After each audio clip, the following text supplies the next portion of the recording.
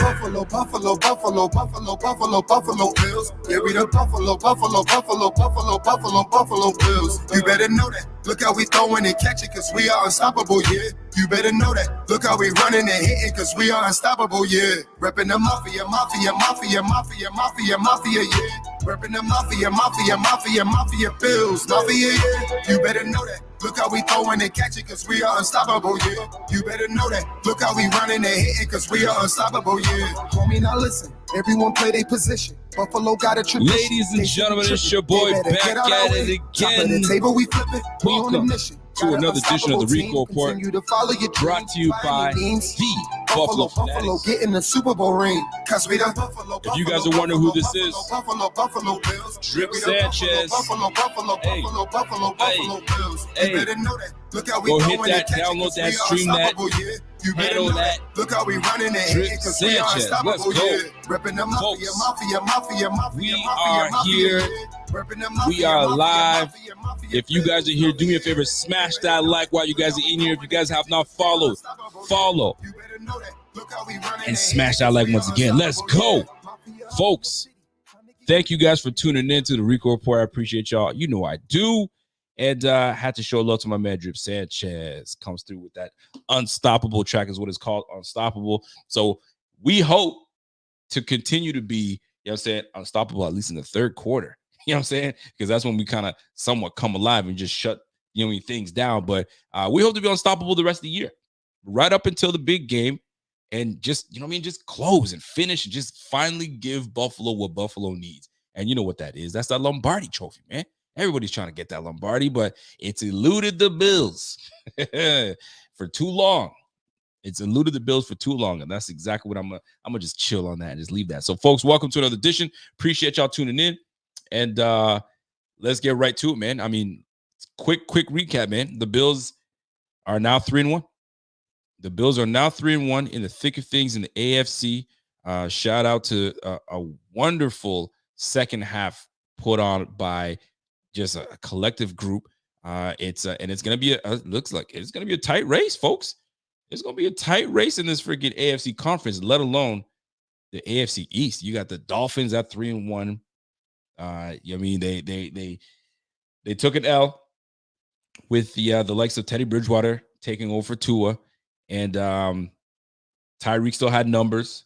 It's a good team, guys. We know this Dolphins team made some major improvements, new coaching philosophies, new angles on things, and a little bit of a hunger to get out of the Bills' shadow as of, you know what I mean, the last 3 years at least. We can at least talk about that. So Dolphins 3-1. Obviously, the Bills are back at it at 3-1. It would have looked horrible. It would have looked awful if the Bills were 2-2 tied with the Jets. Golly.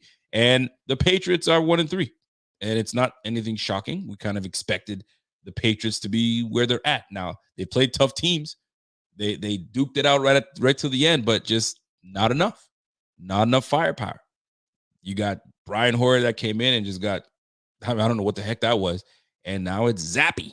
Zappy's doing his thing out there in New England. But right now, this is the look, man. 3-1 Dolphins and 3-1 Bills. And shoot, the way things are coming, man, this might go to right to the end if these guys are trying to push us. So that's why we can't lose to guys in the division. And the fact that we gave one up to the Dolphins, they have the right to, you know, bump their gums a little bit.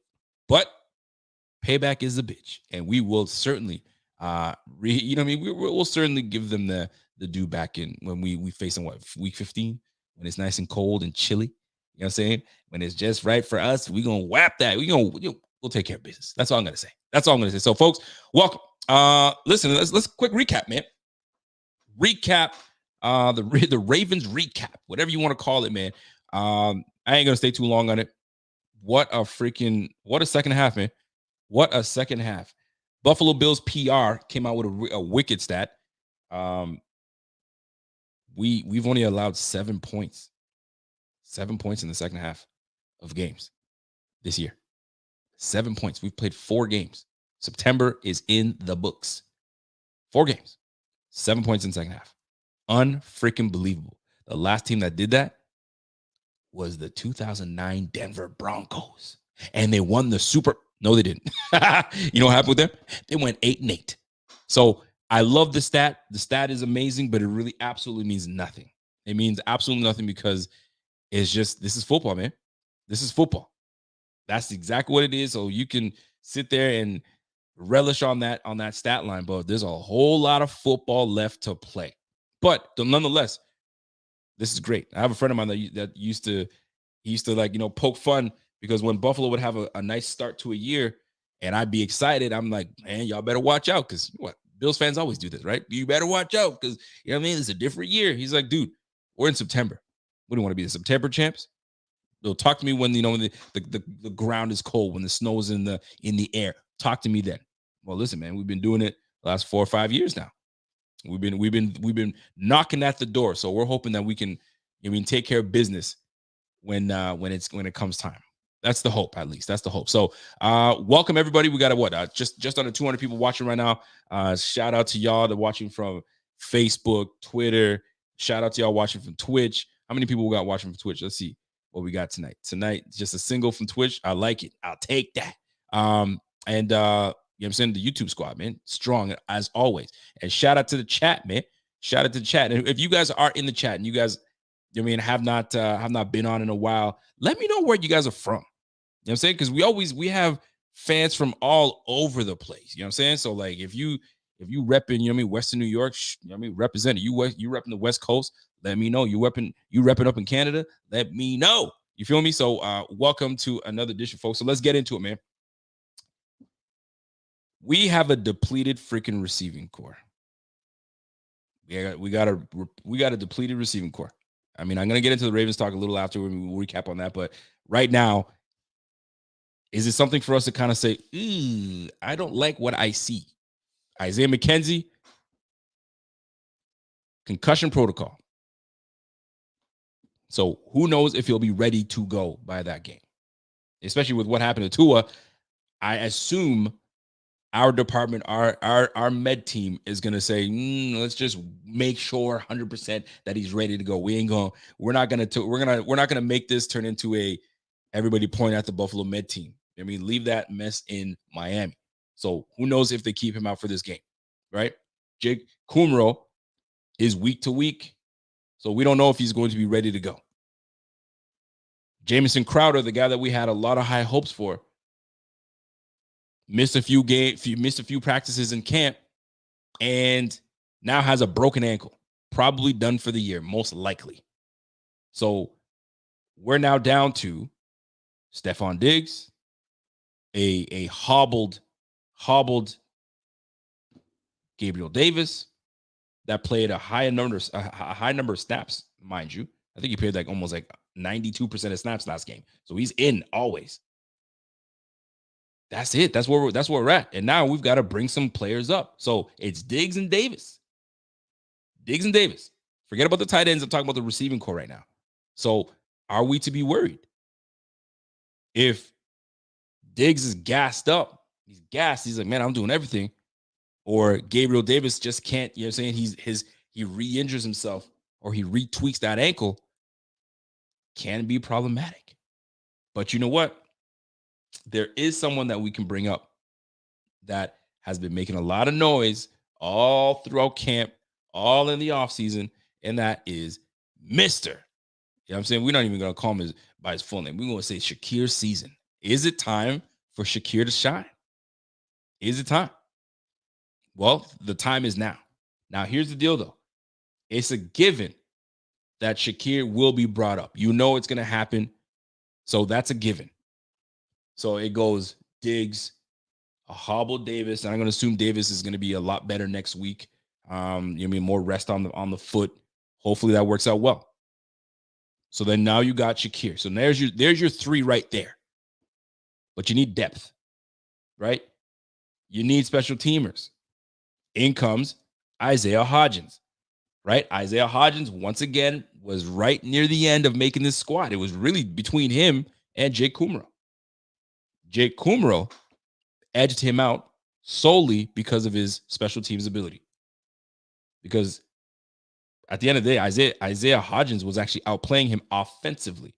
Offensively, he was outplaying Jake Kumro, but Jake Kumro has the edge. And not that Jake Kumro's a bum. He's not. He can play. But at the end of the day, he could have been pushed off by Hodgins. So Hodgins comes in. So now there's your 4, right? Now who's returning? If Shakir is going to be our main slot, and if McKenzie's out, you can't risk putting Shakir back there to do punt return and kick return duties. So what now? Who else do you bring up? I'm like, yo, who's on the practice squad? Who else is out there? So we got Tanner Gentry. We brought him back. We've got Tavon Austin, that is known for his special teams ability. He can be back there. Who else we got? We don't got Marquez Stevenson. He's dealing with that foot. He's on IR. So it's out of the question. So that's what we're looking at. Tavon Austin, Isaiah Hodgins, and maybe Tanner Gentry has to come up. Maybe we bring all 3 guys up. Who knows? Or we go heavily with 3 tight ends. We activate Tommy Sweeney. We get Morris in there, and we get our guy Dawson. Are we going big? Now we're facing the Pittsburgh Steelers. Pittsburgh. This is weird for me, man. Pittsburgh is always like right in the thick of things.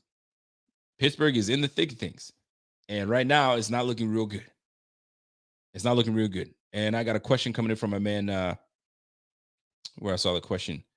Scott Blakely says, is it for sure that Stevenson is out? Is that your question here? McKenzie, excuse me. Is McKenzie out? I just know that he's in concussion protocol, so we don't know. I'm only assuming he might be out based on making sure that he's 100%. They're not trying to have any storylines about Buffalo and withholding information, yada yada yada. So let's just say he's out. Let's just say that's our receiving core: Diggs, Davis, Shakir. I'm so used to saying Diggs, Davis, Beasley, right? So it's Diggs, Davis, Shakir. How time flies, right? Diggs, Davis, Shakir, Hodgins. I'm assuming will get brought up. Maybe Tanner Gentry. And who knows if Kumerow is healthy to come back in. I know he was week to week, so who knows what's going on. So I see a lot of people saying maybe bring up Duke Johnson. So we already have 5 running backs active, right? And I count Reggie Gilliam as one of them. Then you got our 3 backs, and then you got Tywan Jones. There's your 5. You want to add a 6th? I don't know about all that. Now, keep it moving. Somebody say, "Yo, call Emmanuel Sanders out of retirement." He might even suit up. He would probably suit up. I'm not gonna lie. So right now, here's the deal. What it comes down to, the question really is: are you worried about the depth of receiver going into the game against Pittsburgh Steelers? We get to face Levi Wallace. That'll be fun if he's still starting out there. But that'll be fun, right? There's no Minkah Fitzpatrick to deal with. That guy's a dog. Actually, what am I saying? There's no Minkah. We got to deal with him. Excuse me. And so that we can't be all willy-nilly with the football because that boy's a ball hawk. He's everywhere. He's like another form of Troy Polamalu. The guy's just wherever the ball is, that's where he's at. So we've got to be very careful with that football. I'm not here to say we're going to wax the Steelers. Listen, they're a very well-coached team, and I'm never just going to count somebody out. And Pickens is Kenny Pickens is going to be out there. Pickett, excuse me. Saying Kenny Pickett. Kenny Pickett is going to be out there, but who knows? We don't know too much about him. So it's going to be interesting. We knew all about Mitch Trubisky. That would have been, all right, we know what the deal is with Mitchie. But now we're dealing with, little Kenny. So it's Kenny time. So we don't know. We're gonna do what we're supposed to do, right? I have trust in Leslie Frazier. But the main question comes back to, are we worried about the depletion in our receiving core? And here's the answer, straight up. Heck no. Because that's been the talk, and I'm saying heck no. And I've brought this up late last year. Some may remember it, some may not. And I brought it up this offseason. And we're to the point where listen, when you go back to Tom Brady, the Tom Brady years, minus 2007 when Randy Moss was over there, Tom Brady at one point, he could get away with good players. None of them had to be elite. There was never any elite receivers that Tom Brady played with while he was in New England. The only elite receiver that I remember being over there is Randy Moss. So I, in my opinion, believe that Josh Allen is in that, he's in that realm where, not that it doesn't matter who you put at receiver, but he's so damn good that he could get away with having just the one playmaker on the squad, because he doesn't just fixate on one. Matthew Stafford, you killed me. I had Allen Robinson. I still won my damn fantasy game, might I add. But freaking Matthew Stafford, there's more than one receiver. This is my point. Thank goodness we have someone like Josh Allen that doesn't matter who is on the field. If you're open, I'm going to throw you the football. Your job is to make sure you bring that thing down. And I really feel that we can put in a Tanner Gentry, and Tanner Gentry will play well. We can put in a Isaiah Hodgins, and Hodgins will make a play. He's that good. He is that good. Listen, man. It's very rare that I will say I can't even believe I'm about to say this. I was gushing about Josh Allen last week. I'm always amazed. Somebody said get rid of Robinson. I'm still holding out hope. I'm holding out hope that Matthew Stafford is a bell that comes on in Matthew Stafford's head. Then he says, wait a minute, I got 2 receivers. And this guy is a dog. But Matthew Stafford keeps messing around. So you deserve that L you took this week. Anyway, moving on. I just think that Josh Allen is that good that he can just distribute the ball anywhere, because he's the ultimate dual threat. Honestly, the last person that resembled anything like Josh Allen with size, ability to run the football, ability to throw the rock down the field is Cam Newton, who is as big and as athletic as Josh Allen. It wasn't. I'm not even going to say Ben Roethlisberger. It wasn't Ben Roethlisberger, although Ben Roethlisberger was a big boy and he could move. He could get downfield if he needed to, but he was not even close to anything like Josh Allen. Some people say Dante Culpepper with those tiny little hands, but you're not wrong though. Dante Culpepper was a big boy. He could run, and he had a missile. He had a missile, but he also had Randy Moss. You know what I mean? He also had Randy Moss, but it's the point I'm trying to make is Josh Allen's that freaking good, man.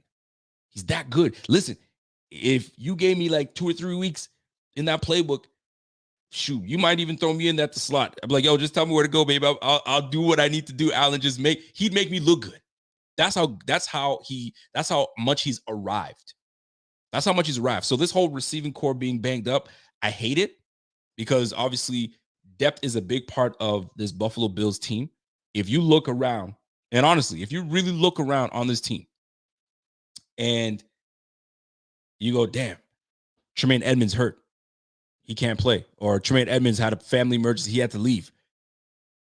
You still got Matt Milano. You can put Tyrell Dotson in there, and Tyrell Dotson is a good backup, and I wouldn't hate it at all. I wouldn't hate it at all. Even Balin Spector had some time where he shined and he was looking pretty damn good. So like I could say, oh, okay, we're not bad, right? You go to your, I don't know, defensive line. Von Miller's out. It would suck, but we didn't have Von Miller last year.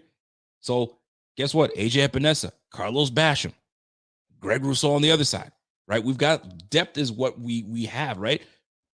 Micah Hyde is out. DeMar Hamlin, Jaquan Johnson, right? There's guys that you don't really worry. It's just one of those things that we've prided ourselves on, the depth of this team, right? O-line. Right now we got some guys banged up, but like you saw what Josh Allen did with that whole right side of the line just out of there. He was running a little bit, but he was still able to put up 400 yards plus. All right, I mean? Cornerback. Yeah. Trey White is down. Dane Jackson, Kyer Elam, Christian Benford. Like, what more can I say? You know what I'm saying? So like we pride ourselves on depth on this team, because there's a whole lot of squads you can go out there and say, yo, if this guy goes down, who you got? If this guy goes down, that's who you got? Hey, sorry to feel about that. The one position that I would say that if this position something were to happen, we're screwed, but that's a lot of teams in this league. And that's the quarterback position. because I ain't a fan of what I've seen from the impersonator. You know what I'm saying? The jokester on our squeeb in Case Keenum. Case Keenum is cool and all, but I don't know if I want to see Case Keenum, you know what I'm saying, getting in the game unless it's fourth quarter and we just blowing the team out. And that's facts. But we've got great depth on this team. So with Josh Allen's freaking strength at everything, dude, man, like he's unstoppable. I honestly, there are a lot of quarterbacks to fear in this game. And Lamar Jackson is one. That's one quarterback you just have to fear. Because worst thing is, like, he will take off on you 75 yards. The Dolphins found out. Although they still freaking won that game, but the Dolphins found out. You take away the targets, he'll just take off on you. Now, we did a good job of bottling him up, but that's one guy that teams would fear.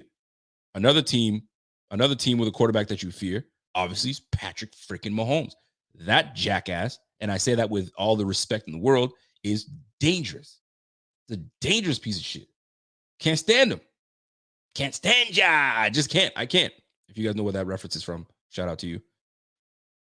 I can't stand that dude, man, but I respect him because he's that dude.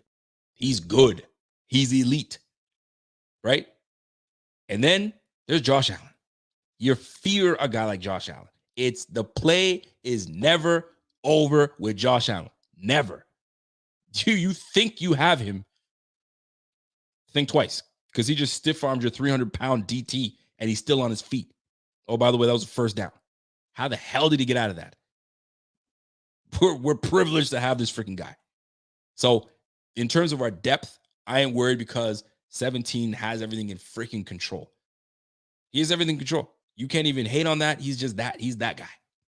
He's that guy, pal.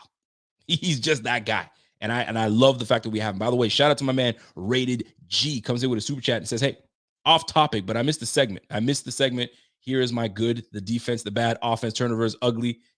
Me thinking Poyer was replaceable in the offseason. We can go back and revisit that. Rated G, I appreciate that. We can go back and visit that. But I like that. Your good was what? You said your good was the defense. That was obvious. I mean, the bad was the offensive turnovers. Facts. Now, the ugly, you're right about that. The fact that you thought that Jordan Poyer was replaceable in this defense. Listen, there's a lot of people that probably thought that thought as well. It came across their mind, but we didn't anticipate that both him and Hyde would be out. If you had to choose between the two, and I put a poll out there, and people were pretty torn. They were pretty torn, right? And look at us right now. Look at us now. We're sitting here with just Poyer and Hyde being out, and I'm sure it's killing Hyde that he's out. I'm sure of it. You work so damn hard in the offseason, then you have this happen to you. It blows. But yeah, man, that is very ugly of you to think that you can just replace Jordan Poyer like that. Shame on you. Shame on you, good sir. But I appreciate that super chat, my man. Appreciate that. Love.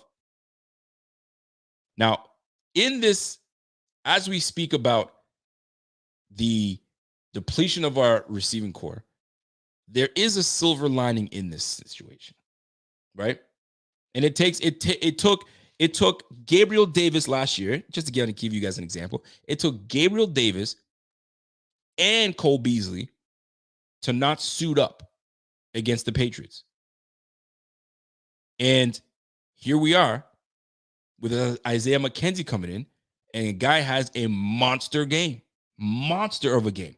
But we would have never thought that would have happened with both Gabe and Cole Beasley being out there. And we're like, okay, so who's going to step up? Obviously, it's going to have to be Stephon Diggs. And it happened to be freaking Lil Dirty. But we would have never known if those things didn't happen. So right now, we're facing a situation where we have both slot receivers potentially out, right? And the way that our med team has been functioning, they're taking all the precaution in the world to just listen, if I don't need to play you, I ain't going to play you. So there could be a chance if Isaiah McKenzie's, it's possible for him to come back and play. They might just say, just take an extra week off, man. We good. We got Shakir, we got Hodgins, and we got Tanner. If they call all three guys up. I just don't know how they're going to play this. But my goodness, what a time to be alive, man. Well, you can do that because right now that silver lining, if those two guys can't go, is Khalil freaking Shakir. And I'm excited for that. And if you guys did not pick him up in fantasy, shame on you. But I can't pick him up because that means I have to drop that guy or that guy. Well, put your big boy pants on and drop that player that you think that is going to ball out for you. Just saying. But I'm big on that, man. I am huge. I'm excited. Like, I'm looking forward to this game to see what Shakir gives Allen. Because that's what it's about, man. What are you going to bring to the table for me? And what are you going to bring to the table for this team? Because you know me, number 17, I'm ready to rock all day, every day. Will you match my energy? And as a rookie, you damn right. You damn freaking right. By the way, my man James comes in and says, yo, is it OBJ time, Rico? It ain't OBJ time. OBJ right now is hoeing himself around. I don't like that, first of all. Stop hoeing yourself around, man. Listen, if you want to be with us, just chill out, shut your ass up, and wait till we call your number. Stop hoeing your ass around, going to the Giants and going to LA and hey. Yo, cut it out, man. I don't like my receivers just shopping themselves around. If you want to be with me, be with me.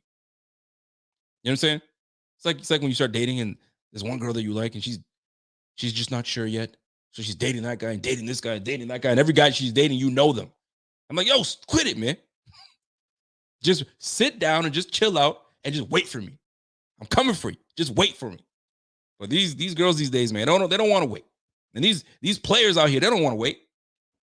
But there's always that person that waits for the right situation. And maybe Odell coming to Buffalo is the right situation. Hey, we're just speculating here, folks. We're just speculating.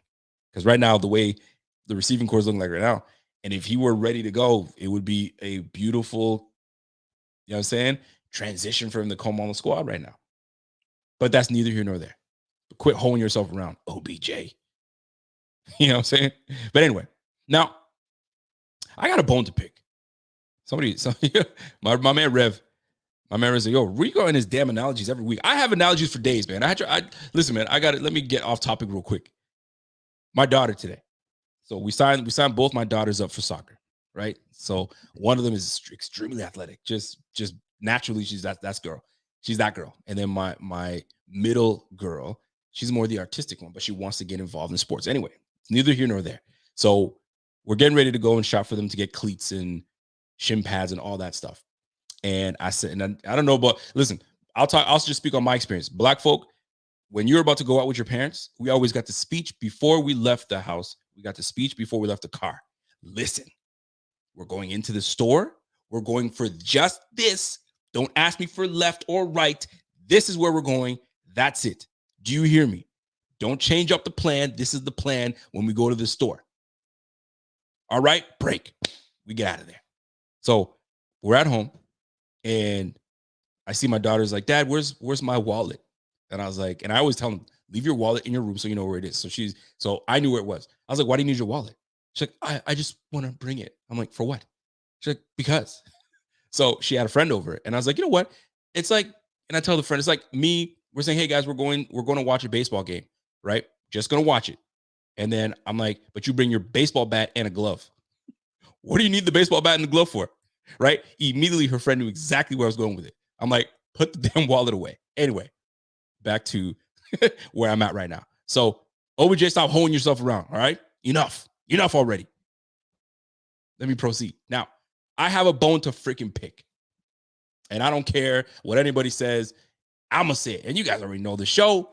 And it's one of my favorite topics. One of my favorite things to touch on. So we're going to touch on that. So just let me set myself up real quick. Because I got something to say with my chest is what I'm trying to say to y'all.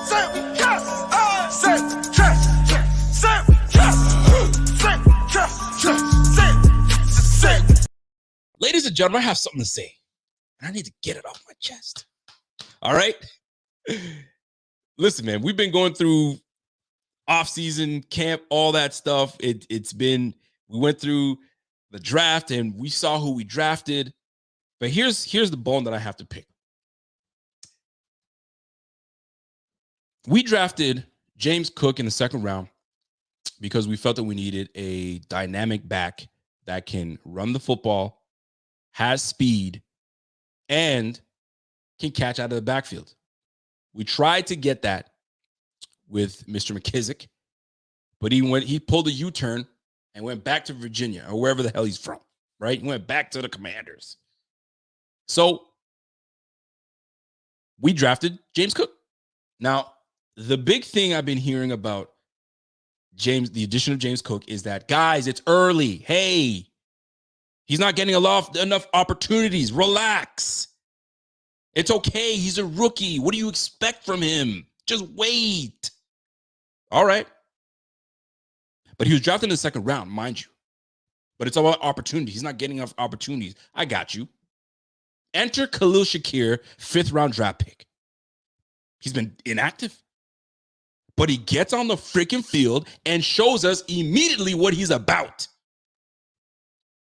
But you want me to buy the just wait, hold on. Get on the field. They give you an opportunity, make something of it. Immediately, Shakir makes something of it. Immediately, right off the bat. But I'm told to wait for the second rounder to get his act together. Come on, son. Listen. Now here's one. Here's one for you. I love it. I love this one. Hold on. Somebody said, so every player is the same, Rico? No, every player is not the same.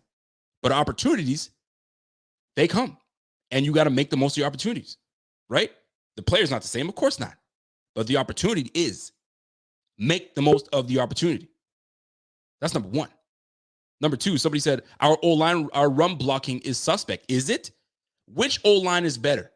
Last year's O-line crew or this year's O-line crew? Be real. If we're going to talk about it, let's be real. If we're going to talk about it. Which is a better? Deion Dawkins is back. Mitch Morse is back. Our left guard was who? Our right guard was who? And our right tackle.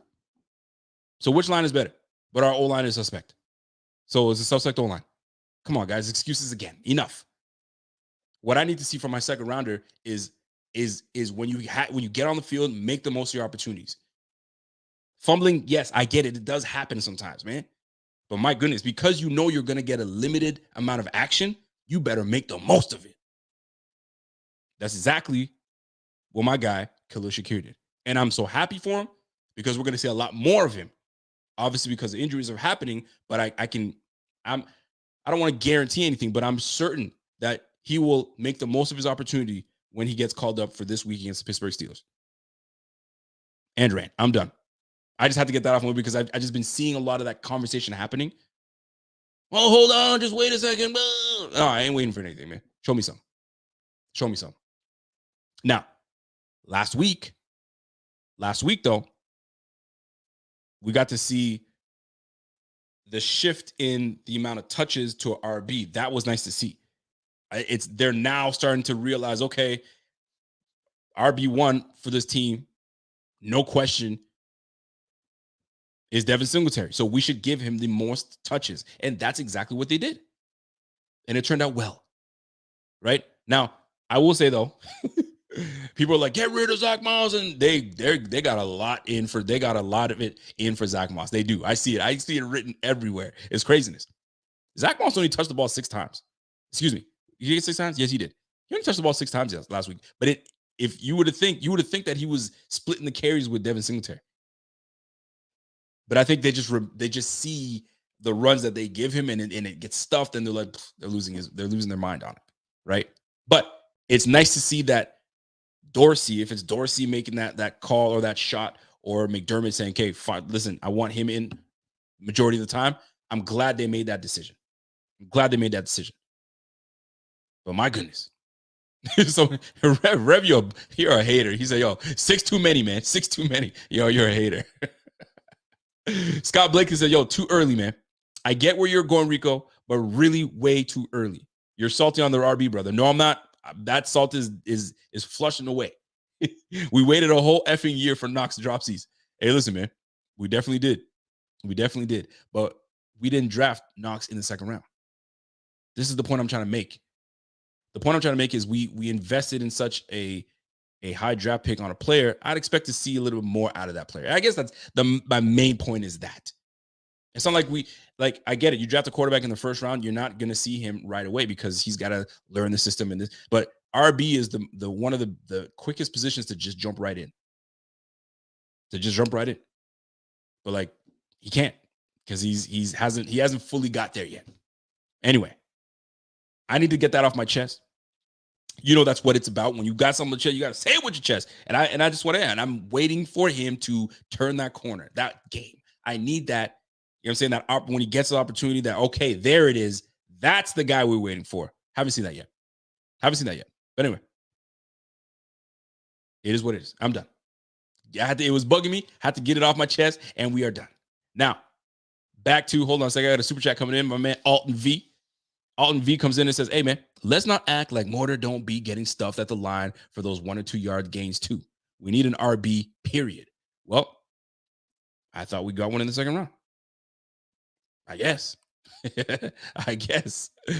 D. Riley says, yo, Rico, show us your fantasy roster. Let me help you. I'll show you afterwards, man. I'll show you what I'm working with afterwards. Let me see here. My man Bryce Hall is what, 4.94, almost 5 yards a pop. Hey, I didn't bring it up. I did not bring it up. We're gonna get off that topic real quick. Now, let's get right to what I really want to get to as well. Going back to this Ravens team, I can't get over how sensational and how great Matt Milano and Tremaine Edmonds were last game. I cannot believe I stand corrected. I think a couple games back, I said that's the best I've seen those two players play. I think it was against the Titans. That was the best I've seen those two players play together. And they ramp it up again and really come in and handle business. That is amazing to hear. To see those two guys just on the same page, the same motivation, the same fire, the same burn. Love every bit of it. My goodness, I'm so happy to hear that and see it. Doesn't it feel good to know that, man, we're set. And these are two young pieces. One of them is already locked down with a long-term contract. The other one's working towards that. And it looks like it's clicked. Now, whether he's playing hard because obviously there's he's in this final year and he's trying to get to the bag, regardless, it's beneficial for him and beneficial for the Bills. But my goodness, what a lovely sight to see. And give me a second. I'm going to go back on that point. I'm going to bring my man Carl Tolman with a super chat. Carl says, yo, so are you saying the O-line is good? They're so thin that when Morse was out, they were Swiss cheese. If you want Josh to do well, we need good O-line. Josh is elite, so Josh is going to do great regardless. I mean, he's going to run around a little bit more, but when our line is healthy, it's a good line. When our line is completely healthy, I'm talking from left to right, it's a solid line. Now, when everybody's injured, when there's injuries, of course, things are going to be different. There's no question about that, all right? But is our O-line good? I think it is a good O-line. I think we've improved from last year's O-line to this year's O-line. That's just my opinion. So, got another comment coming in from Scott Blake. Says, I think we got lucky with Shakir. Could have been a second rounder himself. Dude, I don't know who it was, but there was a team that was really looking to get Khalil. And boy, oh boy, were they ever peed off heavily? My goodness. But hey, we're lucky that we got him. We're lucky that we got him. Now, this freaking tandem, this dynamic duo that we have between Matt Milano and Tremaine Edmonds is unbelievable. There's a couple of things that I want to set here. So just last game, Milano said it was his career high with 13 tackles. Now he is actually he's got the team lead in tackles with 27 tackles this year, right? That's Matt Milano. Okay. Guess who's second in tackling on the team? Freaking, you guessed it, Tremaine Edmonds. Tremaine Edmonds has got 26 total tackles. Those two guys right now combined have 7 tackles for loss. They are just zoned in. They are just on the money, man. They're not playing games this year. This is great. This is exactly what we wanted, man. I got a comment coming in from Lipsit. Lipsit. What's up, Lipsit? What's happening, bro? How much of it do you think is them playing well versus improved D-line, keeping them clean? Perfect. I'm so glad you brought this up. Mr. Lipsit. What's happening, bro? My neighbor. So here's the deal. These very things are what we anticipated a couple years back. We didn't quite get it. Then we anticipated more of it last year with some additions. And we got it sometimes, but just we weren't there. But we finally added the pieces that we need to keep these linebackers clean. And that goes to Tim Settle, Daquan Jones, the addition, obviously, with the emergence of Ed Oliver, and Jordan Phillips, for crying out loud. Like, we really, really focused on the interior line, not only to stop the penetration of guys like Jonathan Taylor rushing for 240 yards. Like, come on, fam. Like, that's insane. So when we add those pillars in the middle, boy, oh boy, Tremaine Edmonds and Matt Milano will get to eat, and they look fantastic doing it. They look great doing it. And we can't fault. Like, this is amazing. And this is a testament to Brandon Beane searching and getting the right pieces for this defense. DaQuan Jones has been excellent. Tim Settle has been excellent. You may not hear their names often, but they're doing their damn job. Those boys are in the trenches, fighting and moving around, man. DaQuan Jones was even getting busy and getting in on the sack, a 0.5 sack with Greg Rousseau. So great point by Mr. Lipset, because those boys up front keeping these guys extremely clean. And that is what you are seeing. There's a huge difference in what you see with how this defensive front is playing and how these linebackers are playing. Unfreaking believable. Love to see it. And get this, right? These guys are both combined for 7 tackles for loss, right? And they've got 2 sacks. And now the last 13 games, the Bills have averaged over 13 sacks this year. 4 games in. My goodness. Folks, it's going to be dirty, man. It's going to be dirty this year, man. So the last time we were able to do something that was back in 2016. And you remember those years. Mario Williams was around. It was Mario Williams. I'm trying to get my dates back. But we had a power line. Those guys were getting after it. So this defense, man, unbelievable. One more little thing here. This is 8 consecutive games. 8 now. 8 consecutive games that we've allowed less than 300 yards in regular season game. That is freaking amazing. This defense is ready to roll. This defense is ready to roll. I'll put this defense against any team in this game, man. And wait till we get completely healthy. We're not even completely healthy. Wait till we get, as healthy as we can, because obviously we know Micah Hyde ain't coming back. But when Trey White comes back, what a defense this will be. It's going to be funny because, listen, man, think about it. I'm not saying that people shy away from throwing Tre'Davious White's way, but he's the type of person that is smart enough and is veteran enough that he will make you think twice about throwing his way. I'm not saying you don't throw his way, but he will make you think twice about going that way. And now, does that make that quarterback think a second longer? Defensive front is already on you. So we're already creating the pressure right now. Wait till we get healthier. Wait till we start gelling even more. 5 games, 6 games, 7 games into the season. My goodness, scary times ahead.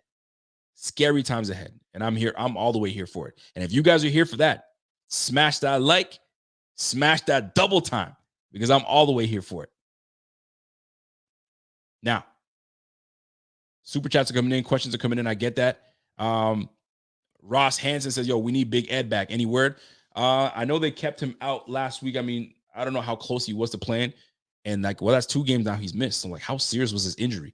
But I anticipate he may be back this week. But I haven't really, I know Coach touched on some injuries, but he didn't tell us when people will be coming back. But I'd hope to see Ed Oliver back. I'd hope to see Jordan Phillips back, but Jordan Phillips might be out another week. Who knows? But we'll see. We'll see how this plays out, man. Scott Billick says, this is what happens when you have a strong defensive line. You damn right. You damn Skippy, man. And it's a wonderful thing to see. It's a wonderful thing to see, man. The Titans let us steal DaQuan Jones. Golly. Thank you very much. Shout out to my man, John DeMarchi from the 305. What's going on, fam? I hope you guys are good out there. Play a game of 2020. 2, goal, Brandon Bryant eats 3 guys up, and Milano tackle for 2-yard loss. Go watch it. Okay. So the play was, 2020th play. So the 20th play, is that what you're saying? Play of the game was 2020.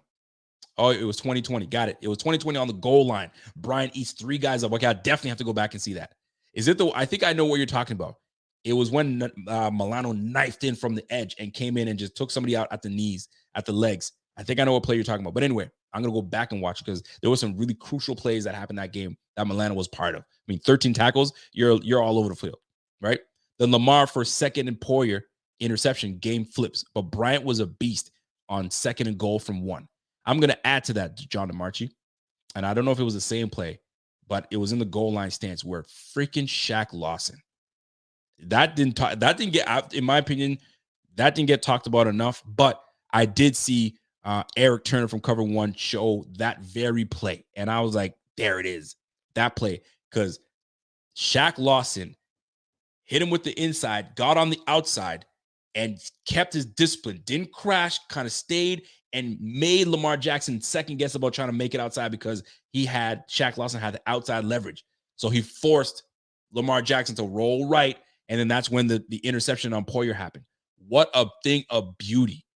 What a thing of freaking beauty with that play with Shaq Lawson. Shaq Lawson really did his thing. He did his thing right there. My man, Largemouth Bass says, yo, surprised Rico isn't wearing that wing shirt. Dude, because I'm in Canada, that thing takes forever to get here. So my shirt's not going to come here for a while. So I know when I order these shirts, it takes me a minute. You guys get it like this, right? Over here, they got to go through customs and this, that, and the third, and all depending who's delivering it. It's out there. My man, TTB says, yo, Vaughn been balling out there. Yo, Vaughn is like, listen, man, there was a moment where I was like, man, where the hell was Vaughn? Last game? I needed more Vaughn. I needed him to close out when we lost to the Dolphins. You know what I'm saying? But that was just me being like, I didn't want to lose to the freaking Dolphins, man. I'm looking. But what a play that I got to go back on that interception by Jordan Poyer. I got listen, man, what a play. John DeMarchi comes in as Brandon Bryant and DeQuan Jones and Settle, Phillips, Oliver, but they made a hell of a play. Dude, the whole defensive front is great, man. They're well coached by Coach Washington. Listen, Leslie Frazier's got these guys. Like, listen, man, we've got a nucleus of young and old on the squad, and it's a beautiful nucleus. You got some young guys that are hungry, fresh legs, and you got some veteran guys that just know how to play this thing, man. They know, I've seen this before. Here's what we do. I've been in this situation before, and you heard it again. It was in one of the pressers, and I'm not sure who it was, but when you've been in this situation, it was Von Miller, actually. When you've been in these situations before, you don't like, how many times in that game where you're like, oh shoot, man, it's a wrap. We're losing this game. Not once did I feel that we're going to lose this game and get blown out. Not once. Now, did I have my worries? Of course. Like any regular, natural fan, holy crap, this is not good. I don't like this. But like, I knew that because we got number 17, and I know how this defense is, they just got to get one stop. One freaking stop will give us the momentum. And when we scored before half, that was okay. Whew, give me a little bit of room to breathe here. You know what I'm saying? And then we get a defensive stop, and then we march and we put some points on the board. Dude, that's when I said, okay, we're back in it. Never did I falter. And that's what Von Miller was saying. So we don't like, I've been there before. We've been in these situations where like, yo, you're down, and there's always a scenario like, oh, I was once in this position, and then this is what we did, and we did it. That's exactly what happened. That's exactly what transpired in that game. So this defense is something else, man. This defense is something else. Now, my man Scott Blake says, yo, it's frustrating. We have so many starters injured, but the depth experience with increased play will pay the huge dividends for this next 16 games. You damn right it will. I totally agree with that. And this defense, it gives me the impression that in certain positions, at least for certain positions, that it's a very good system. It's a very good system. And these guys understand the system. And it helps when you've had a defensive coordinator with the team the last 4 years, the whole 4 or 5 years that he's been here. It's been the same defense. So a lot of these guys are coming back to something they're familiar with. And these rookies are learning from these vet guys. So it's so nice to have consistency in the coaching staff. Like, look at the development of Josh Allen. Josh Allen's development, you have to give kudos to them keeping Brian Daboll around for so damn long, and then he got his head coaching gig. And then along the way, he had Ken Dorsey there the whole time with him coming up. So like there hasn't been much change. So this is allowing Josh Allen to just, this is a walk in the park for me. Let's roll. It's just a matter of execution. There's not a lot of thinking. It's execute. Now it's about execution. And it's such a lovely thing to see. Man, it feels like it's been so long, but like back in 08, 09, 10, 11, 12, 13, 14. Like, fam, like the amount of like, oh, how do we lose this game? Oh, we can't do anything. Oh, this freaking defense. Oh, we can't score for ish. Like the amount of times that we must have said that while watching this team from 2000s, for crying out loud, right? We get excited and we go down. The cardiac bills, man. Like that's what it had. It's had is always like this, right? And always at the end, heartbreak. Well, times have changed, man. And it's a beautiful thing. It's a beautiful thing. John Marchi comes in and says, Yo, Rico, that was the play. Yes, thank you, John. I know exactly what you're talking about, brother. And Shaw and Russo on 4th and Poyer interception was incredible. Dude, Jordan Poyer was at least at the goalpost. When he assessed what was happening, he saw my man roll out, beelined it, got it there at the same time and made that play. Big play by Poyer. Unfreaking believable, man.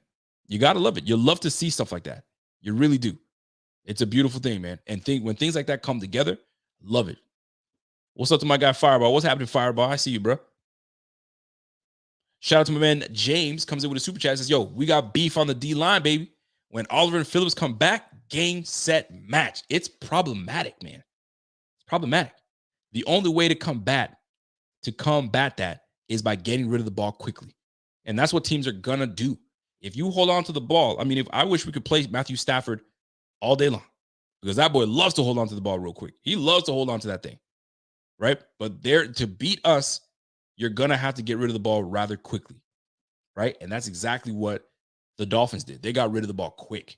It was 3 steps, it's gone. 2-3 steps, it's gone. You know what I mean? So like, and then we got beat on a big play. And when you got speed, that'll do it. That'll definitely do it. But right now, the beef that we got up front, golly, man, good luck. Good luck. Rev Rhodes, what up, Rev? My man Rev comes in and says, Yo, according to Chris Brown, McDermott indicated Jordan Phillips and Ed Oliver are improving. He said, we'll see where they go this week. Our hope is they're back out there. Well, that sounds to me that it's positive that we might see these guys. And if it is, Kenny Pickett, oh my gosh, what a game to start. You're going to start your career against the Buffalo freaking Bills. My goodness. Listen, sometimes you got to stick your feet in the fire and just go, but maybe start Mitch Trubisky in the first quarter. You know what I'm saying? And then throw this guy, like, because come on, son, like that's a lot to handle. That's your first assignment. All right, Rook, you're in. Sweet. All right, playbook is set. Guys, who we playing? Who we playing, the Browns or what? What are you playing here? Oh shit. We're playing the Bills? Y'all didn't tell me that shit. All right. Here we go. You damn right. And I hope we have absolute no mercy against Kenny Pickett. Kenny Pickett is that same quarterback in college where he did that fake slide. Is that him? Please correct me if I'm not, because that pissed me off. I was like, yo, if that quarterback gets in the NFL and he tries to pull that, I hope we knock his block off. I hated that play. Cheapskate. Is that Kenny Pickett that did that? Is he out of Pitt? It is him. He was a quarterback out of Pitt where he fake slid on his knee and kept going. Oh, you better try that shit. You're going to get your freaking block knocked off, my guy. Brew Crew says, yo, $1 million if Poyer gets 13 picks this year. Do you see that? I was watching that too, man. He said, yo, I'll give you, he actually backed it down to $12 million. Pat McAfee, if you guys didn't hear about it, Pat McAfee came out and was like, dude, you're on pace for 17 interceptions for this whole year. And the joke was a couple weeks back, he's like, dude, you got 2 interceptions in 2 games, man. You're on pace for 17. Ha, ha, ha. It was a big joke. Poyer misses a game, comes back, gets 2 picks. He's right back on track. So Pat McAfee's like, dude, you're on freaking track for 17 picks once again, right? He's like, you know what? Let me go further than this. You get 14 picks. He's like, no, what? 13. You get 13 picks. I will donate $1 million to any donation that you want. We'll put it to any foundation, Any foundation will put it towards that. Poyer got out of his seat. Now, I wish I can play the audio. Because in that audio, obviously I'm going to play that audio for you guys. In that audio, Jordan Poyer said something that stood out to me at least. And I'm going to play this audio for you guys. And you guys let me know if you hear the part that I'm referring to that stood out, right? At least for me, it stood out. So I'm going to just find that audio for you guys, and I'm going to play the audio. And you guys let me know when you guys come to the part. So I'm about to play the clip for you right now. It's only 38 seconds. So let me play that for you right now. Give me a second here. Track for 17. All right. How is there at the safety position, like corners, they can just throw away from, right? Corners, they can just throw away from. If there's a greedy corner who is racking in interceptions, you can just throw away. At safety, you're kind of involved everywhere, right? So we might get, you get 17. Hey, you get 14 picks, 13 picks, 13 picks. We'll donate $1 million to a foundation. Yeah. Yep, there it is. Yeah, 13. All right. Okay, all right, let's go. Here we go. You heard it. Yes, I did. Challenge me now. Challenge me. I take challenges personally now. But there's no way to, like, you're in every single. Let me stop right there. He said, you challenged me, and I take challenges personally right now. That right there, I was like, ooh, I felt that. I felt that. Now, I'm not saying that it was a message to Brandon Bean and, you know what I'm saying, Pagulas and all them cats, but we know what's happening. Yeah, I know they gave him a little something. They said, yo, man, let's boost up your signing bonus or whatever the hell they gave him. But, I mean, ultimately, we know what he wants. Don't challenge me because you know I don't. Listen, man, let me run that back. Yes, I did. Challenge me now. Challenge me. I take challenges personally now. But there's no way to, like, you're in every single play, right? I take challenges personally. Well, if that's the motivation that brother needs, boy, oh boy, we are in good hands. I will take that. If he's like, yo, I got $1 million on the line. Now, I'm sure he would have loved that $1 million in his own pocket, but hey, it is what it is. But you got $1 million going to any of your a foundation that you're picking. And on top of that, you know what you're playing for? Yo, give me 13 picks by my guy. I would love it. I mean, that tells me that we're going somewhere, and you know where I'm talking about. I'm just saying. But I thought that was a perfect time for me to play that audio for everybody, and I appreciate you guys tuning on. I had to play it. My guy John DeMarchi, what up, Johnny? Johnny comes in and says, "Hey, man, appreciate that super chat, by the way." Comes in and says, "Hey, Dane Jackson appreciation tweet. 13 days prior, you're freaking right about this, by the way. We wondered if he would ever play again. That man is a warrior. My goodness, man. God is good. I'm going to tell you right now, man, God is freaking good because could you imagine, let's just say, and Tremaine Edmonds is a big boy. Tremaine Edmonds is a big boy. But could you imagine, and I mean, I hate to put it this way, but I need to give you guys what I'm saying and how good God is when he's protecting these players on the field. But let's just say it's Brandon Bryant coming your way. You know what I'm saying? Or Daquan Jones coming your way. Tim Settle, big fella, over 300, coming your way, and you miss, and that guy comes at you?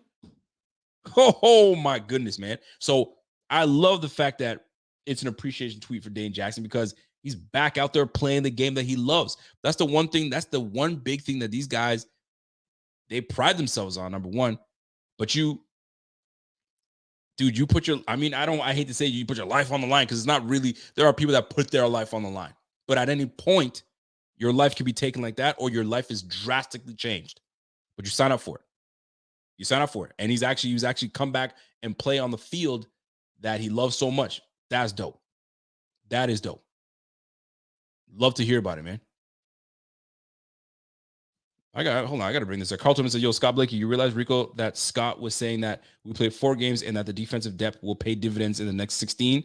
That puts us through the Super Bowl. I caught that. I was like, 16 games. It computed real quick, and I was like, okay, I know what he's saying. Scott Blakey's on that. I'm on it, Scott. Arizona Joe comes, I want to see Pickett's hand and Groot's hands. They're going to look like child's hands. Yeah, I'll tell you. Listen, man, don't underestimate little hands, man. You know what I'm saying? Little hands playing quarterback. I mean, I get it. I mean, they're tiny little things. You know what I mean? Like trying to hold the football is it's like you got to shot put it. But Dante Culpepper had tiny little hands too, and that boy was rifling them things all over the place. And the explanation that listen, between him and Mitch Trubisky, they said that the difference between those two is that Kenny he operates quickly. He scans the field. He sees it. He's got more awareness, and he's able to just fire away. So in order for us to, handle our business, we got to get after Kenny Pickett. I'm not hating on Kenny Pickett one freaking bit. One bit. He's an athletic quarterback. He anticipates, and he's getting the ball to where they're supposed to be. Those 3 interceptions he threw, a lot of play. Like, listen, I heard it somewhere. They said those 3 interceptions weren't on him, but statistically they were. So what that tells me is that they put the ball in your hands and you didn't catch it, and it went into somebody else's hands. So I'm not looking at those 3 interceptions that Kenny Pickett threw like, oh, we gonna trash his ass. No. I respect any team, and we've been there before where you start disrespecting the team and they come in and whack that ass, the Jacksonville Jaguars. So I'm off that. You know what I'm saying? And the fact that the Pittsburgh Steelers are 1-3, it's going to be the first time, and I can't see it happening, but it could be the first time that a Mike Tomlin coach team will go under 500, and they're under 500 right now. I know there's a lot of season left, but golly, boy, oh boy, poor Kenny Pickett. Poor Kenny Pickett. Now, back to my man J. Poe, Jordan Poyer. What a freaking heck of a man that dude is, man. He knows. Yo, who put that? Somebody, Bruku said, little hands, little D. I don't know anything about that. But anyway, here's what I'm trying to say. Bruku, you a fool, bro. I anticipate a strong matchup coming our way from the Pittsburgh Steelers. They're pissed off. They're 1-3, and they're starting a rookie quarterback. You know what I'm saying? So they're going to rally around that rookie quarterback, and they seem to get juiced up when that quarterback is in. So not that the Bills will do that, but the Bills, they ain't going to sit here quietly and think that, we're just going to roll right through. There's no freaking way. We got things to handle, and we got to take it to them. Besides, we lost to those guys last year, first game. We ain't trying to let that shit happen again. Payback. Remember the revenge season? We already got the Titans. Now we got freaking Pittsburgh Steelers. We gotta give it right back to him. Right back to him. Carl Tolman says, I challenge Bills Mafia, be loud and pick it start. You're damn right, man. And guess what? I'm gonna be at that game, so it's gonna be fun. It is gonna be freaking fun. Leslie Frazier appreciation post. Go ahead, DeMarchi. Hold Andrews to 2 for 15. You damn right. Lamar gets 2 drive starts at Buffalo's 25 and 5, and Baltimore gets 20 total. Respect Coach Frazier and staff. And this is why, and I'm glad you brought this up, John DeMarchi, because this is why I absolutely hated when folks were like, fire Leslie Frazier, he should be gone. There's no way we should have lost that game 13 seconds. You're absolutely right. Don't get me wrong. We should have never lost that game. But to simply blame Leslie Frazier, to fire him, I can't believe those things were coming out of these people's mouths, because weeks prior, they're praising the guy. How quickly people turn on some coaches and some players. You know what I mean? Up and down, man. And I didn't think it was worthy enough to say, get rid of him. So appreciation post indeed. Now, the fact that we limited Mark Andrews was beautiful.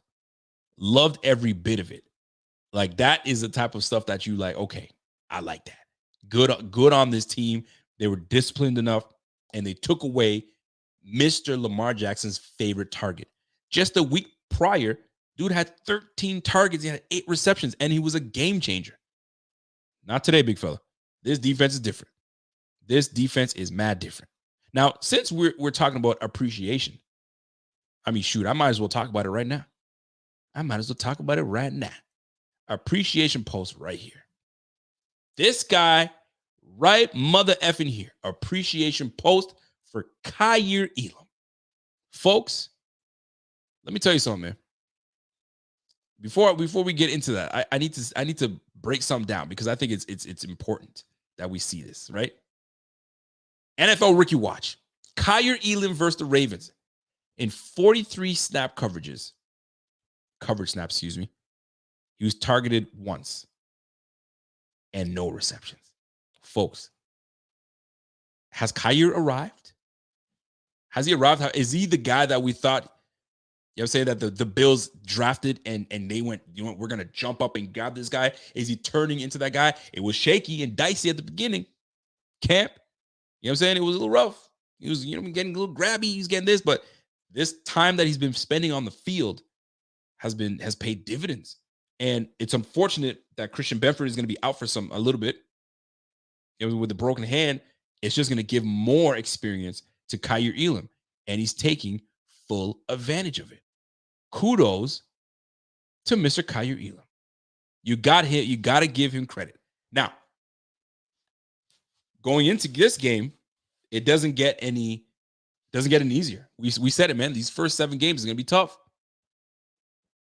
Deontay Johnson, Chase Claypool. Now you got George Pickens.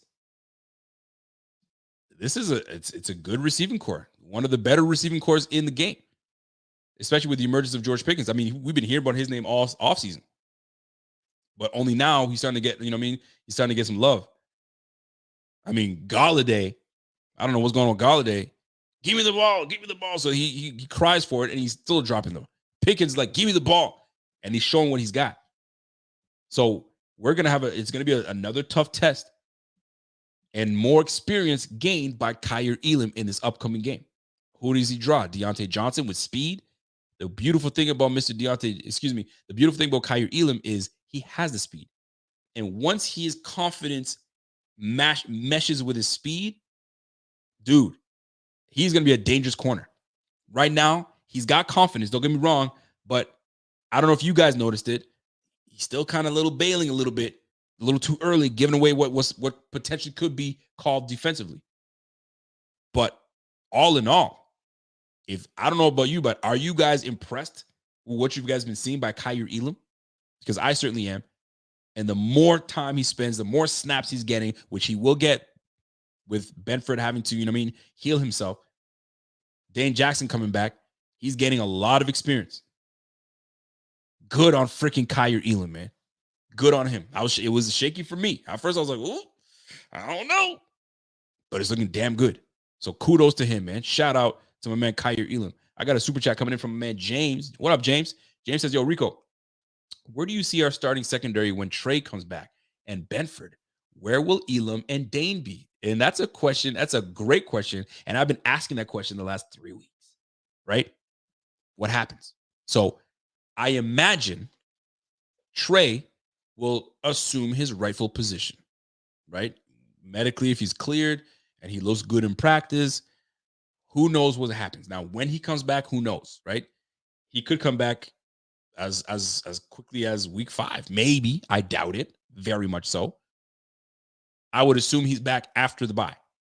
That's just my assumption. But if he comes back sooner, what happens with Dane Jackson, Benford, and Kaiir Elam? Well, here's the deal. Benford will just go into depth mode and special teams. He'll go right back to that. And then it'll be between Kaiir Elam and Dane Jackson. And I think the way that Coach McDermott plays, goes off and plays a scheme, you'll probably see it that way. So I'm gonna check something real quick. I just want to see the snap count, what the snap count was for the Bills this past week, because I'm curious to see what it looked like for them. And I know Kaiir was very much up there in terms of his snap count. So let me slide on down and see if I can find that real quick. And I can give you an idea, because it's a fair question. What's the deal? How is this going to play out for us? Right? I think Sal Capaccio had it on his thing. So I'm gonna go out and check that out real quick. But here's how I anticipate it. You drafted a guy in the first round. You have a guy in his 3rd year out of the 7th round. Right now, it's a tryout. Whoever fares the best from here on out until Trey gets back, with assessments and all that good stuff, is who's going to stay right next to him. That's the only way I can see this happening. No other way. Whoever it is, I'm not saying it's a trial, but it's like, listen, we're going to see how you guys fare, how you guys are doing on your own, in zone, in man. Because right now, I can tell you, if Kaiir Elam improves in his zone play, then to me, it's a no-brainer to put him in right off the bat. You're starting next to Trey White. Dane, what I've seen from him And with the investment that we're putting into him, that's what's going to happen. But he's got to show that you're much better than Dane Jackson. You can't just be even. You know what I'm saying? Because in my opinion, I think that coach, he values guys that have experience. So if you guys are even, potentially he might just go with the guy that's got the most experience. He's seen more. But Khayr has a chance to just really be much better than Dane. He's got to play better. And if he does, he's got every opportunity to do it. So when it comes to the snap count, I'm just scrolling on to see where if I can come up with it real quick and give you guys an idea. Perfect. So defensively, check this out. Damar Hamlin, 100%. He played all 70 plays on D. Jordan Poyer, 100%. Tremaine Edmonds, 100%. Matt Milano, 100%. Teron Johnson, 99. Dane Jackson played 99% of the snaps. Khayr Elam played 99% of the snaps. All right. So it'll be fun. It'll be fun how this comes out, man. But these guys are playing. So the 99 club that played 99% of the snaps, it stops at Khayr Elam. And then after that, 20 plays down, it goes, Daquan Johnson played 70% of snaps. He played 49 snaps. Then it goes to Tim Settle. So those two guys were in the game a lot. Von Miller played 61% of the snaps. Greg Rousseau was just under at 57. So Von Miller had 43 plays. Greg Rousseau had 40. They have these guys. I like that. 61. If let me take Khayr off there. If Von Miller is playing at 60%, I'm happy with that. Right? If he's above 60, if we can get him a little bit more, I'd love to see him in that 70% range. But I mean, that's not the way they roll. I prefer that, but that's not the way they roll. I can F with that. Right? Shaq Lawson had some time play. He had 37% snap. Brandon Bryant, 36%. Prince Emili, that just got brought up onto the roster, 29%. And then Basham was in the game at 24%. Terrell Dotson got in, and that's probably near the end. So not a bad mixture of guys playing, man. Gabe Davis, by the way, played 98% of the snaps. So chances are I think he'll be ready to go by next week. 100%. And then we'll go from there, man. But this defense, I'm just impressed with this defense. This defense has been doing it, and it's only going to get better. It's only going to get better, and I'm here for it. I'm all the way here for it. Someone said, I don't remember any pass breakups by Elam because they only tried him once. When you tried him once and you didn't catch it, they never went back to him. He had 43 covered snaps, 43 passing plays he was in, and they targeted him once. So did they go after Dane Jackson? Is that what it was? They thought, you know what? I ain't going for the rookie. He's locking down right now. Let me try Dane Jackson coming off an injury. Who knows, man? But Pittsburgh, I mean, the Ravens are a different team, though. They're a very different team. All this motion, and you know where Lamar Jackson's looking. He's looking for his guy, Mark Andrews. Pickett, you don't know where Pickett's going to look. Is he looking at Freiermuth? Is he going to be looking at Pickens all day? I assume he's going to be looking at Pickens because he's got a lot more reps with Pickens, especially because these guys were with the second team. So you're probably going to see a lot of chemistry with George Pickens. So watch out for that. I'd be ready to roll and see what's going on with that. And Deontay Johnson is just pure speed, man. Speed. Claypool been garbage, man. Pickens is crazy. Hey, man. Claypool's going to get it together, man. He just need a new quarterback. Don't forget who's throwing them the freaking football, folks. Do not forget who is throwing the damn football to Mr. Claypool. And that's Mitch Trubisky, our boy for 1 year, Mitch Trubisky. And we know what's up with Mitch Trubisky. We know. Let's not act like we don't know. If you know, you know. I mean, let's be real. If you know, you know. Real talk. So, folks, here it is, man. I'm just impressed with this team. I'm impressed with what we have at the receiving core. I think we'll be just fine. When you have someone that is elite as Josh Allen, you don't fret. You really don't fret, man. Even when we're down 20-3, did you blink? Heck no. You knew that this defense, we built it big and strong enough and fast enough that they can get us out of his pinches and then give our quarterback an opportunity. And that they did, and we capitalized. So I'm putting it out there. Now, are we making trades for receivers? I don't know. I don't know if we can come in this. I mean, it's early still, but somewhat. We already have kind of things set up, and how long these things are going to play out, who knows? I can't see. I mean, obviously he's going to be back in. Isaiah McKenzie will be back. Obviously, broken ankle from our slot receiver in Jameson Crowder, which really sucks. It sucks for me, man. I really like you come out and you sign your deal and this happens. Like, it blows, man. There goes your season. It really does suck. But hey, this is the game you chose. This is the game you chose. Carl told me, said, yo, Pickett's will be on his back looking at the sky. Well, I hope so. I really do hope so. Now, one thing before I get out of here, folks, and I appreciate you guys. Somebody wanted to see my fantasy team. I'm just gonna cue that up because right now it's a little shaky. I ain't gonna lie, it's a little shaky. But let me see if I can actually cue it up here, if it lets me. Nah, it ain't gonna let me.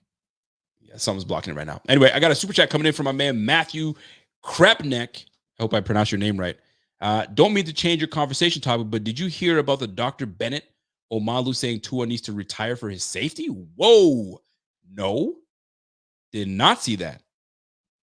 Oh, boy. If that is true, that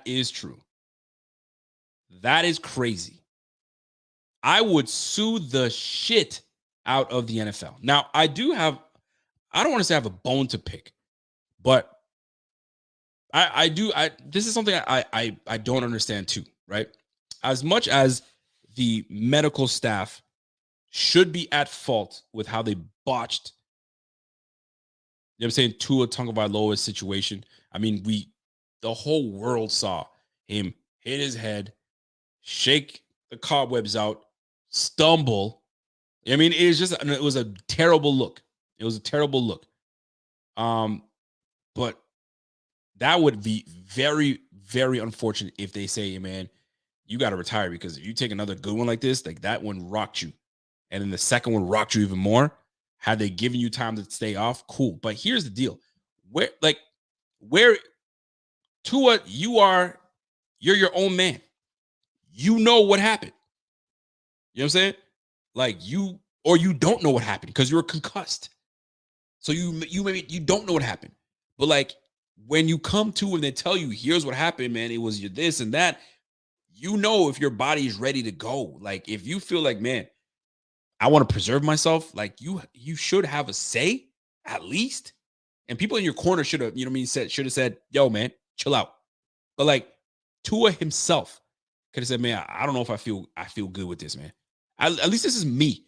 Like if I knew I bashed my head and I look back at the tape, because you're going to look back at the tape. Let's just say I don't remember. And I look back at the tape like, yo, that's rough. But I feel good. But like, I don't know, man. Like, yo, this team's going to be just fine. I think I'm going to chill. Let me get a second opinion. Let me get at this. Let me get at that. Now, I don't know if he did all that, but at least you have a say. Don't put that responsibility in somebody else's hands. Like I'll never understand that. You can't put it in that person's hands. He or she is the specialist, yes. But like they're gonna ask you, how do you feel? I'm not in you. Tell me how you feel. The test tell me this, but how do you feel? I don't know, man. And there are sometimes reverse the roles where they clear you and they ask you how you feel, and you're like, yo, I still like the light kind of still messes with me. Oh, shoot. Okay, well, we thought like with the test you did well, but if you still see like you're kind of hazing, you're this, okay, we'll sit you out. So like, what's up with Tua not saying and speaking up? And like, yo, I don't feel right. I don't know. And I'm not there. So I can't jump in and say that, but like, my goodness, man, that's craziness. Somebody say, yo, Rev says, yo, we're not about to start clapping up for guys who are injured. No, we don't do that. We definitely don't do that. Because like, I mean, that could be anybody, man.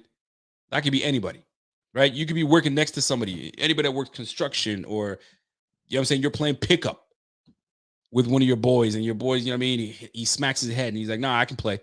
You're like, yo, we just saw what happened, man. Sit your ass down. No, I'm good. Like you think somebody would come in and say something. So yeah, we don't clap for that. There's none of that. We just don't do that. That ain't cool. But if it'd be extremely unfortunate if if his career is in jeopardy because of the negligence of the NFLPA and the NFL. They failed this kid, man. That's a kid. That's a baby, man. 25? If he's 25, you know what I'm saying? And you like, and that's it? Because you put that, that's unfortunate, man. But I will say this, not to get off that key, but you know what is fortunate for the Buffalo Fanatics is that we added a new member to the Bing squad, Hank Lucas. What up, Hank Lucas? Welcome to the Bing squad, my G. Bang, bang, bang, bang. I don't know what that was, but my bell doesn't work, so I'm like trying to make shift that we got a bell. But I'm gonna say this, man. I don't like it, man. I was hoping that Tua would have said something. What's Mike Hartle got to say? Let's not be too tough on Pickett in this first game. We want him to stick around for 10 years like Mac Jones and Tua. Mediocrity is good for our. Yeah, we'll see. We'll see. But yeah, man, that's honestly that's how I feel about this whole thing, man. You are ultimately responsible for your freaking self. Speak up and say something. Speak up and say something. And for those, I highly doubt people are doing it, and I really hope they're not. But nobody wants to applaud or yes, he's out because no, man, anybody trying to see that because we all saw what happened, man. That looked ugly out. I digress. But if that's the case, I'm glad that my man, Mr. Matthew Krepnick, brought that up. I'm gonna be paying attention. But if that is the case, man, that's unfortunate, man. That's really unfortunate. Scott Blake says, yo, fusion some of those bones in his neck. Excuse me, fusion of some bone in his neck. Don't know the DR terms, but guess not that uncommon for players returning, but also could end up being a Woods retirement settlement. Yeah, well, anytime you fuse bones, I don't know if I like that. But I mean, I've heard things like that happen where they fuse it and get right back together. But hey, we shall see. But folks, listen, man. I don't want to recap too much because we beat this. We beat the Ravens. They melt down. I had a couple of Ravens friends of mine that were talking shit before the game, and I was gonna have them call in, but none of them were available and didn't get back to me in time. One of them wasn't available, and one of them get back to me in time. However, listen, man. We're 3-1, folks. We are 3-1. And we've got some challenges up ahead, but nothing that we can't handle. Nothing that we freaking can't handle, man. And we got the Steelers up next, and it ain't going to be easy. But guess what? The more games that we have under our belt, the better we're going to get, the more chemistry that we'll gain, the more together that we'll be. And winning is contagious. We keep winning. You know what I'm saying? We want to taste victory again and again and again. And right now we got the freaking Steelers. And we'll talk more about the Steelers on Friday. And I got a couple Steelers buddies that I'm going to have to call and see if they want to come on the show and talk their ish. But they may not be in a position to talk ish. Because right now they're staring at a 1-3 record. And they're going up against one of the hottest teams in the NFL. And that is the Buffalo Bills. How nice is it to actually say that? Isn't it a beautiful thing? I love every bit of it. So, questions, concerns, you guys can jump in right now. This is your opportunity to let us know how you feel. What are we looking at, folks? You have any questions? Let me know. I couldn't bring up for some reason I couldn't bring up the screen for my fantasy team, so I can kind of give you guys the look. Two things I actually want to bring up. When we last Friday we looked at our games, right? And we're doing the pick'ems, and I want to see how accurate we were in our pick'ems. So let me, if I can find my page that we were writing all that stuff down. Let's see how accurate we were. So the Vikings narrowly won. So we were good with that one. I picked Cleveland to win, and there were a few of you guys in here that were like, "Nah, man, I like Atlanta," and Atlanta won that one. So that one was like, I picked that one personally, but most of you guys were saying Atlanta. So I'm going to give it to the crowd. The crowd said Atlanta, right? Buffalo, obviously, we won that game. We knew that was going to happen. Dallas Cowboys won. We picked that one. Detroit, y'all had the opportunity to win that game. We picked Detroit to win that one. We lost that one. Seattle where the hell was the defense in that? Yo, I feel bad for the Detroit Lions, man. Yo, King Cam, you're right, man. You guys called it. Atlanta was going to win that game. You guys called it. And I was like, nah, can't see it happening. I can't see it happening. So it sure did. It happened, right? But Detroit, come on, guys. 48 points to Geno Smith. I'm not hating on Geno Smith. Geno's all right. He's playing all right, but 48 points for crying out loud, man. Not cool. Let me take a little side note to my guy, Jeff King. Jeff King says, yo, for Tua, unfortunately, this may end his career. I really hope it's not. My goodness, man. A lot of heat coming down, man. Nobody wants to be associated with another possible concussion. Absolutely not. It's an ugly topic. But y'all listen, man, instead of, man, you saw what was happening, man. Yo, he's out of the game. Until we assess more, we'll know. Right? Like me and my buddy Jeff were talking, man. Practicing medicine. These guys are practicing. You know what I mean? If that doesn't work, we'll practice another thing. That doesn't work, we'll practice something else. We'll practice something until we get it right. So, like, if you aren't 100% sure with this guy, sit his ass out. But y'all, now you got this guy potentially with career ending. I mean, I'm speculating here because of what he said. So I don't want to say his career ending. So we'll see. But yes, it is absolutely irresponsible.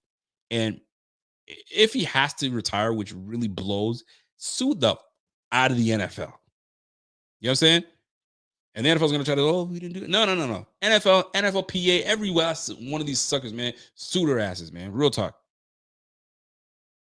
Yo, Mark Carlos says, yo, at least you're owning up to these picks. Yes, I am. Anyway, let me proceed. We said the Texans were going to win. We were grossly wrong. The Chargers absolutely woke up. So we were wrong on that one.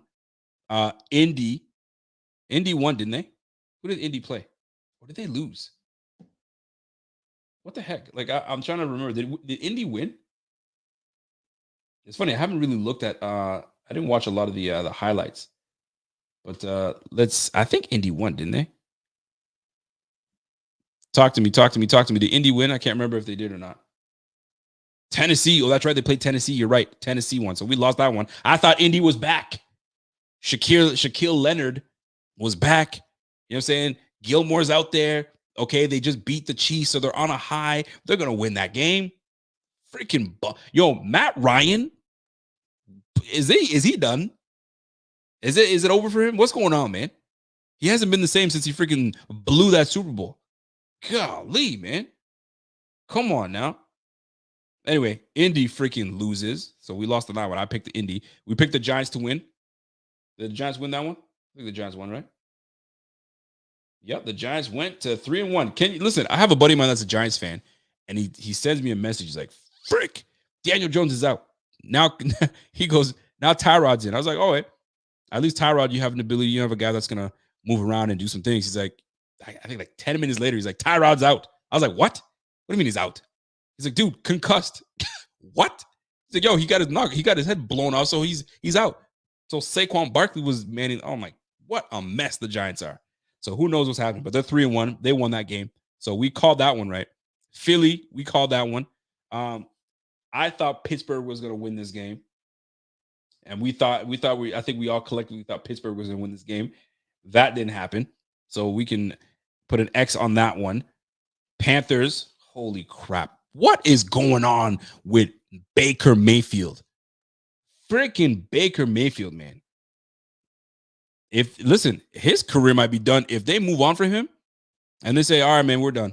This experiment is not working. Sam Darnold, you get back into there. Yo, I think Baker Mayfield might be done.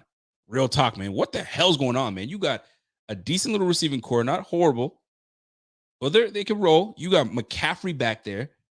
My goodness, man. Whew. Anyway, Panthers blow. They lost that one. Green Bay, the Pack. What did Green Bay do? Did Green Bay win? Packers beat the Patriots 27-24. What a close game. But we picked Green Bay to win. We picked the Raiders to win because they needed to win that one. And KC, obviously, they won. And the Rams, I expected the Rams to win with Jimmy G playing. So how many we got? 1, 2, 3, 4, 5, 6, 7. Oof. Yeah, guys, we need to be better. We need to be better, man. We only picked 7 games right. So we got until next week. We're going to pick some games on Friday. Let's pick some games on Friday, and we'll do it up again. And then we'll go from there. But golly, Jimmy G.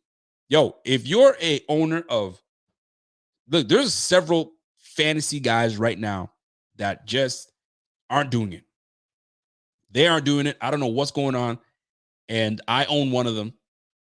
And that is Mr. Allen Robinson. If you're a George Kittle, if you got Kittles, not good. Jonathan Taylor, not good.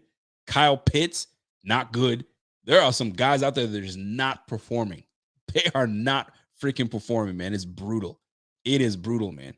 But Baker Mayfield, boy, oh boy, you are looking like every bit of the bum that you are, friend. And I was rooting for this guy. They disrespected his ass in Cleveland. He's gonna make up for it.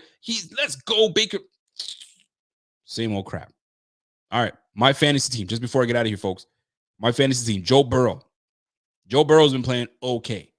I need him to be better, but he's playing all right. Davis Coolers, you're absolutely right, man. Dude, Jimmy G is 7-0. I think he's 7-1. He's actually 7-1 against the Rams. My goodness, man. Good on him. Good on him, man. Scott Blickley says, yo, the Carolina coach is done. Leslie Frazier, next job. Yo, that Matt Rule guy, he should have been done last year. And now he's even like, yo, he's got to go, and so does Baker. Or they get somebody in that can get to Baker. I don't know. But yeah, that Matt Rule guy, go back to college, big guy. Go back to college. But anyway, Joe Burrow, I got Christian McCaffrey. I got Josh Jacobs that had a massive game last game. That was well needed. Freaking well needed. Mike Hartle said, yo, your picks are trash. Yo, listen, I didn't pick those all by myself. Hey, jackass. You guys picked it with me. So you guys are taking that L just like I am. Anyway, I got Adam Thielen. He's playing pretty decent the last couple of games. He's shown up. I got Jahan Dotson. I made a trade for Jahan Dotson. I had Michael Carter from the Jets, and I traded early for Jahan Dotson.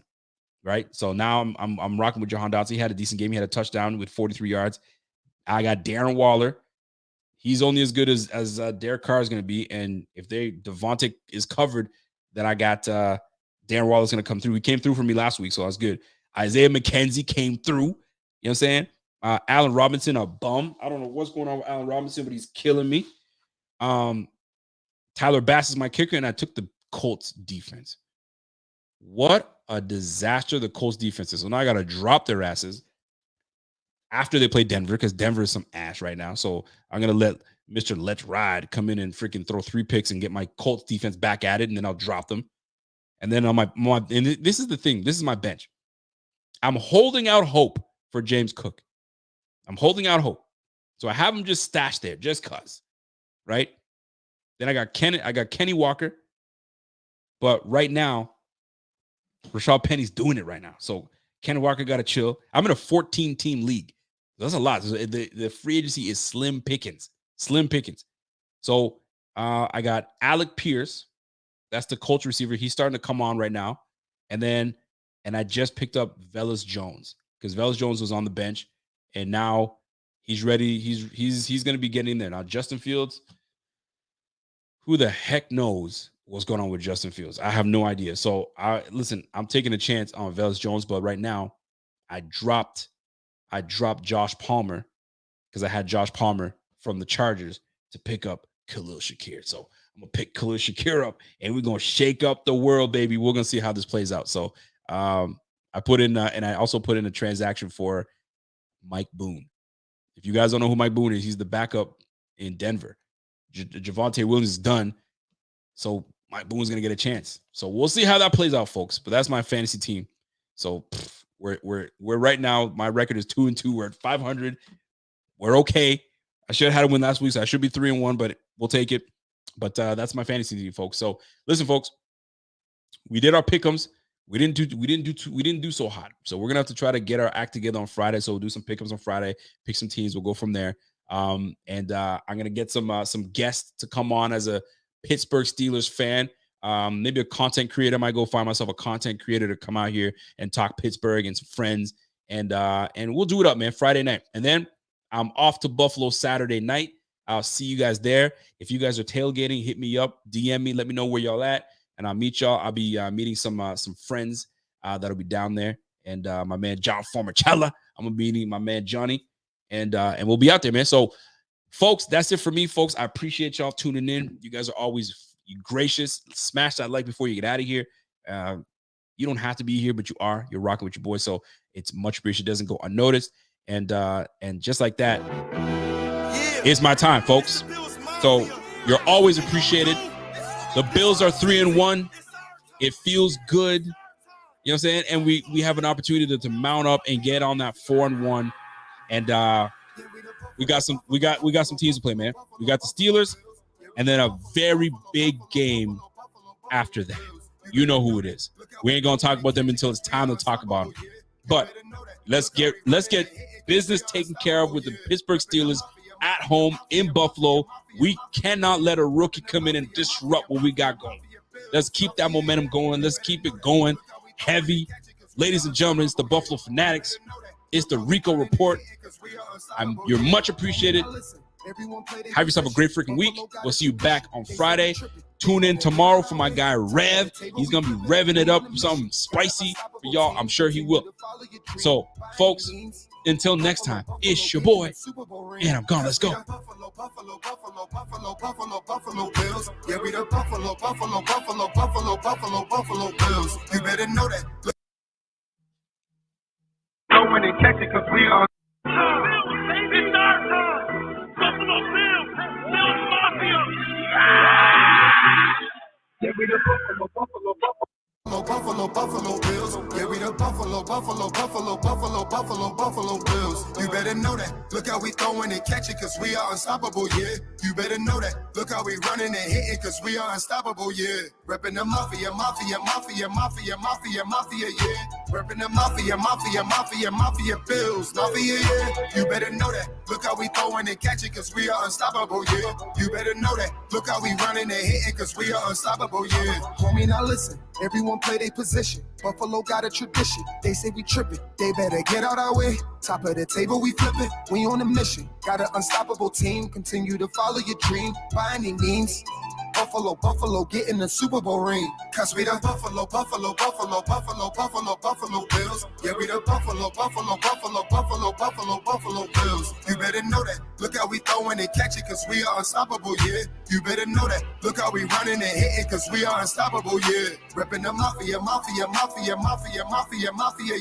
Reppin' the Mafia Bills. Mafia, yeah. You better know that. Look how we throwing and catch it, cause we are unstoppable, yeah. You better know that. Look how we running and hitting, cause we are unstoppable, yeah. Mafia up in your city. Time to get gritty, screaming and yelling, we bugging. Look at the red and blue, stadium flooded. Homie, your city is nothing. Home guard, we can do it. Every yard we improve it. Each down we move it. Buffalo Bills is coming. Better get ready, cause you know we not losing. Yeah. Got another touchdown, yeah. Got another touchdown, yeah. Got another touchdown, yeah. Got another touchdown, yeah. Cause we the Buffalo Bills. Yeah, we the Buffalo Bills. You better know that. Look how we throwing and catch it, cause we are unstoppable, yeah. You better know that. Look how we running and hitting, cause we are unstoppable, yeah. Reppin' the Mafia, yeah. Reppin' the Mafia Bills. Mafia, yeah. You better know that. Look how we throwing and catch it, cause we are unstoppable, yeah. You better know that. Look how we running and hitting, cause we are unstoppable, yeah. Sanchez. Hey, hey. Hey, hey.